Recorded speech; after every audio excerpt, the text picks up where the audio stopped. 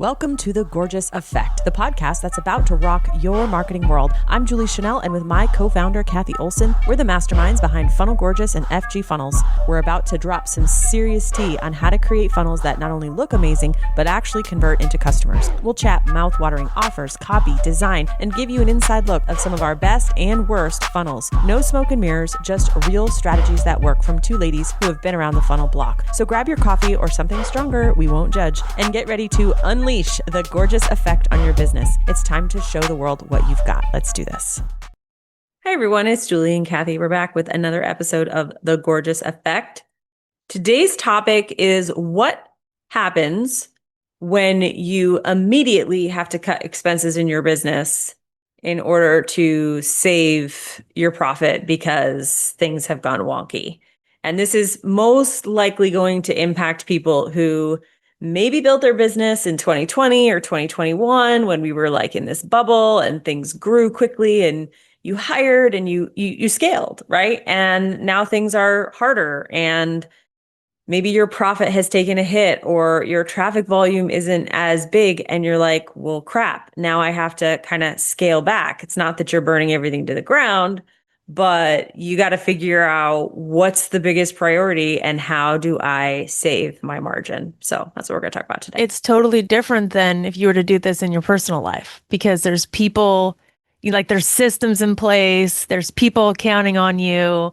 Like it's not as easy to just be like, okay, we're not going to eat out, we're going to make our dinners more often, right? It's like so much more entangled when it comes to business.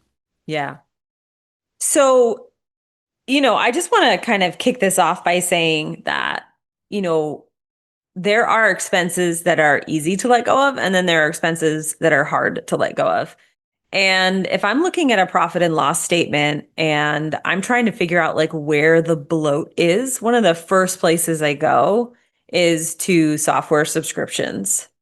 I mean, it's just, we do this almost once a year, and it's, to get in a good habit of like, look at all the subscriptions because they rack up it so bloats fast. easily. And actually this is true in real life too. All the subscriptions that people have, and that are just floating around, they're like, did I sign up for that? Because I think a lot of times we're like, oh, this is the thing that we need. And then maybe necessarily it's not the thing we need, but we don't know that we don't need it right away. So that somehow, this has happened with us. We'll sign up for some tool to just kind of check it out. And then we kind of we check it out and then don't use it, maybe use it a little bit, not enough, and then we forget about it. Yeah. So that's definitely an easy spot to go to. The second place I look, and I hope nobody comes for me on this one, but the second place I look is for things like your podcast editor, your, social media manager, your community manager. And again, I feel bad, but don't come for me. Someone asked me the other day about my social media. Who was it? Oh, it was Kelsey. She's like, do you do all your social media? I said, yes. She's like, why? And I said, I don't know. It's just never dawned on me to pay for it. She said, you do your own podcast editing? Yeah. It's not hard. It's easy. She's like, but there's so much better uses of your time. And she might be right for me, but I find that I see people's P&Ls, they're paying $1,500 a month for a podcast editor. What the heck are you doing? Do that crap yourself. Yeah. Especially with AI. I don't know why people, I'm sorry, if you're a podcast editor, you need to figure something out fast because they know. I'm sure they know. I'm sure they realize. Well, that's the thing. It's actually, it's a whole new piece of looking at things that can be replaced by AI, and that being, one of the things that you can leverage. I know it's going to take the time for you to learn the AI, but if you look at the numbers and you say, okay, if I'm paying $1,500 a month, is that worth me learning, taking a few days out to kind of learn it? Yeah. And people will say, oh, I don't have time. And I just give them the big old side eye. I'm like, really? You don't have time? Explain to me about how you don't have time. I have 4 children and 2 businesses and 100 one-on-one clients in my Voxer. But tell me again how you don't have time. It's just we create all of these well, I can't get rid of that because X, So That's the second place I go is like podcast editing, community management, social media, just like get in there and do that stuff yourself. Some of it might have to fall by the wayside, if you're really, really underwater with work. But most of the time, once people get rid of it or they take on a piece or they simplify it, they realize, man, that wasn't that wasn't a huge deal. Yeah. So that's the second line item. The third line item I go for is travel. That's usually what I go for next. Yeah. But this is a double-edged sword because travel can sometimes be how you get clients, Mhm. right? Like, I mean, this is where you have to really balance what you're doing. Because if you are tracking, like, oh, I go to this event and then I get clients, then, or I go to this event and I build rapport, then it's not necessarily the right thing to do. But you've got to look at each individual event and travel expense separately. So that's another place I look quickly. It's interesting because then it makes you think, every time you do travel to an event, like, where is the ROI? And is the ROI just an inspiration? Because I can't get, like if you are the type of person that the inspiration makes you build something that does make money, then heck yes, right? Then Like that's every time. ROI. Yeah. Yeah. So it's not necessarily the networking of like, oh, I actually booked a client. I mean, it definitely can be like, but you just mentioned that. So like there is that other piece of like that, like why I go to events is also to meet people and stuff. But it's mostly like when we started looking at our travel budget, I started thinking about ROI. I was like, what did I build from this? Or what did I create from this? Or what did I collapse time with or save time with that I learn about a new way to do something, like just actually putting the pressure on myself more of like, what did I do with this information versus like, did I just get creative and get to Yeah, chat well, it's about just business? it's yeah, it's being more intentional. So like I went to an event last year and I got a one-on-one client like 4 months later, right? So I was like, okay, all of that paid itself off and more, for me. So that's like a very direct ROI. But if I wasn't paying attention, I would have thought, oh, that didn't return me any ROI. But like I was paying attention. I was like, oh, there it is. There's the payback. It took 4 months. For you, for example, let's say you go to an event and because of that, you come up with this strategy or tactic and you start building it on the plane ride home and then we launch it and then, there's 5 or 10K more at the end of the month. That's ROI, right? But the thing is, you've got to be intentional, right? You've got that's 100%. part of it. And because if you get sloppy and you're just like, I'm going to go to every event because I want to see my friends, then you don't necessarily take the opportunity that's presenting itself and then it does kind of become bloated Yeah. under. But then again, then once you have that filter of like, am I going to have actionable content or actionable steps or whatever to build something out after this, then you know what to say yes and no to, right? Right. So then when you're looking at events in the future and like and even this goes for even if you're speaking at events because I do the exact same thing. I don't even if I'm getting paid to speak at an event, I still don't think there doesn't need to be an ROI because even if I'm getting paid, it's not I still want to use it. So when I go to an event to speak, I consciously and intentionally think about, okay, what is the goal? And sometimes I'll even ask you, like, hey, I'm going to this event. What should the goal be for Funnel Yeah. Gorgeous or for FG Funnels? And we kind of sometimes can kind of bounce off each other and say, okay, well, my goal is to get people to come to the class, the webinar class on Monday or whatever. And so, Yep. but it really helps being intentional like that because even if I am getting paid for it, that way I know that there's a bigger ROI, which is the back end funnel, really. If you're thinking about anything you're doing, you're thinking about the front end. Sure, maybe that's like, a couple dollars here, a couple dollars there, but how am I leading them to the back end of the funnel? So it's really like the Yeah. kind of same way. But another thing is to think about when you're thinking about events is like, is there a virtual version of this that I can do that will cost me? Like, if you're looking to learn something, I think in a person or whatever, is there a version of this that doesn't cost me all the travel and time out? Because Right. that's, you have sunk opportunity costs when you're traveling and all that stuff as well. Yeah. So the next place I look is in the labor department. I go to like whatever you're using in your marketing labor. So there are people that I think you should keep, and then there are people where it's like, okay, maybe you can let this go temporarily. So if we just talk about like builders, right? Copywriters, designers, tech people, ads people, strategists, right? Like these 5 roles.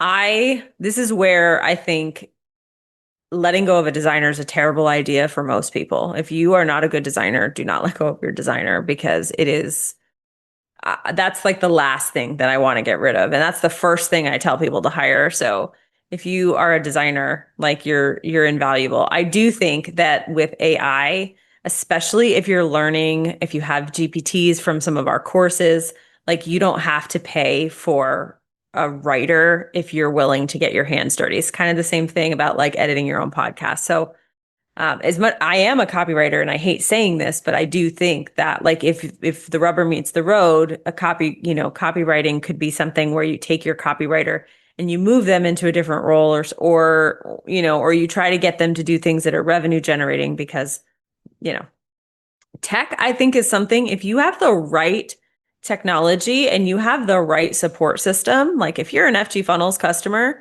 and you basically know your way around, and we've got great tech support, we got lots of office hours, I think tech is something that you can like temporarily pause and try to hammer out yourself. Places where I tend to be like, oh, don't do that, is strategy. It's not a good idea to get rid of it. Ads, unless you're willing to learn, that's a special skill. And design. So copy and tech would be the places where I say, okay, time to get your hands dirty. Time to figure it out yourself, and that's kind of how I sort that out. I like what you said about like at least temporarily, because it doesn't mean that you're going to turn into a tech person and do this like forever and ever. This is just like, okay, well, how much do you need to cut, right? Like how serious do we need to get about lowering our expenses? And does it need to, and it can definitely be temporary. It might not be though, like, right? Like you actually get in there and you're like, oh, actually editing this podcast was way easier than I thought it was. Why was I paying for this? Right. But like, you won't know that until you get in. So it's kind of cool to see. And I think it gives you a better picture of how and where you're spending your money when you have to do the work, and realizing, okay, yeah, I don't want to ever do this again. I will, always outsource this because, it's something that I can't do. What do you think about like the financial pieces, like bookkeeping? I never. Taxes. I already knew what you were going to say. They never go away. They're like toilet paper in COVID. Like, no, I don't. That would be your last line of defense. That's my last line. You're never doing your own taxes. No, never. So I think for me, everything that I gave in that order, right? Like what subscriptions can you cut? What social media services can you cut? Can you make sure that your travel is intentional? If not, can you cut some of it? Can you do your own copy and tech for a little while? And yeah, financials nowhere in there. Yeah, no, for sure. And like, even just you kind of like inferred this, but like looking at your highest expenses, even just looking at them, right? Like, or just knowing your numbers. So first of all, to see where you're spending would be, step 0 basically.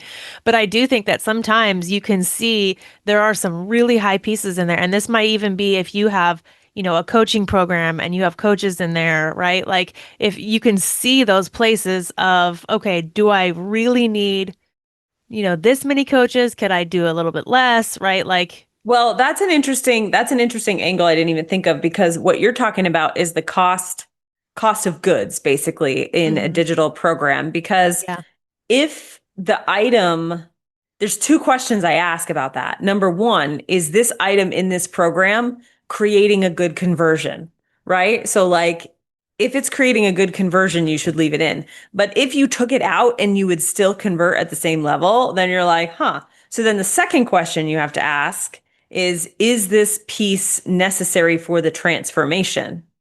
And so if it doesn't really make conversions better and you can get the transformation without it, those 2 questions, then you take it out of the program. But if either one of those questions, if it doesn't work without that, then you have to leave it in. That's kind of how I do it.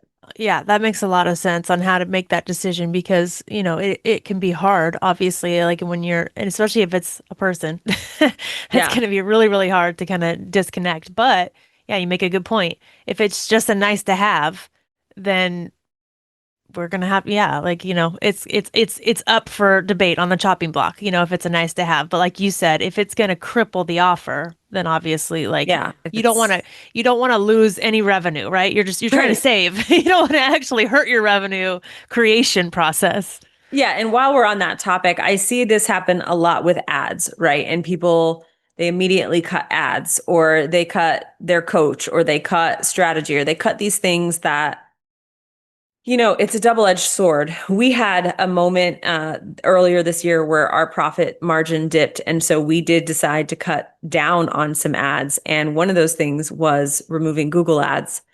And, it's one of those things, it's the analogy of like taking antidepressants. I don't know if this has ever happened to you, where you're like really anxious or whatever, and you take an antidepressant and then you feel better. And then you think, I don't really need to take that medicine. Like, I'm fine, right? And you like forget that the medicine is kind of what's doing it, but you don't realize it. And so as soon as we turned our Google ads off, like we started to notice our churn kind of overtaking our acquisition in FG funnels. And as soon as we turned our Google ads back on, it kind of reversed again. And I was like, oh wow, that was making a big difference, right? So yeah, it didn't seem like it, but it was. Yeah, like it didn't seem like it. So be careful when you cut those things. The other thing is, if you cut, like people do this in life, they cut their therapist or whatever.